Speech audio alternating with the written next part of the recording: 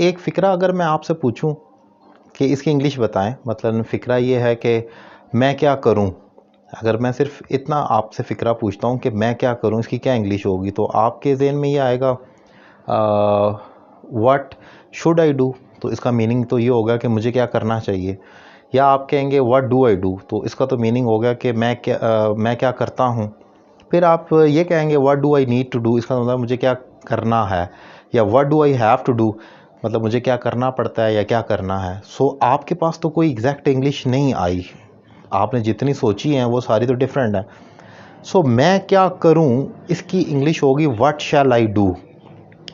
अब important point है जो वो ये है कि जब भी मैं या हम यानी कि आई और वी अपने हवाले से कोई सवाल करते हैं, कोई ऐसा सवाल जो ये करते हैं अपने हवाले से कि हम क्या करें, हम क्या खाएं, हम किधर जाएं, मैं क्या खाऊं, मैं क्या कहूं, मैं कब आऊं, वहाँ पर शैल इस्तेमाल होता है। Whenever I and we ask question about their self, वो अपने हवाले से सवाल, ये नहीं कि किसी को बताते हैं हम क्या करें व्हाट शैल वी डू, हम कब आएँ व्हेन शैल वी कम।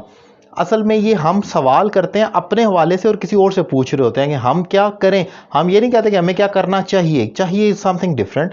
सो इस सिचुएशन में ख़ास तौर पर जब आप देखें कोई ऐसा फ़िक्र है जिसमें आप किसी से एक सवाल पूछ रहे हैं या परमिशन मांग रहे हैं कि हम क्या करें, हम कब आएँ, हम क्या लिखें, हम कब पढ़ें, हम कब खाना खाएं, हम कब इम्तिहान दें, मैं क्या करूं, मैं क्या बताऊं, मैं क्या लिखूं, मैं क्या खाऊं, वहाँ पर जब आई और वी का सवाल होगा तो सिर्फ और सिर्फ शैल का इस्तेमाल होगा। अब होता ये है, जिन लोगों की इंग्लिश वीक है, जिनको ये चीज़ें नहीं आती, वो इसका अल्टरनेटिव बनाते हैं। मतलब जैसे कि मैंने पहले फ़िक्रे बोले, मैं क्या करूं, कोई कहेगा what do I have to do, what do I have to do, what I do, कोई कहेगा what should I do, what could I do, मतलब what am I suppose to do, कोई कहेगा, मतलब सब डिफरेंट है।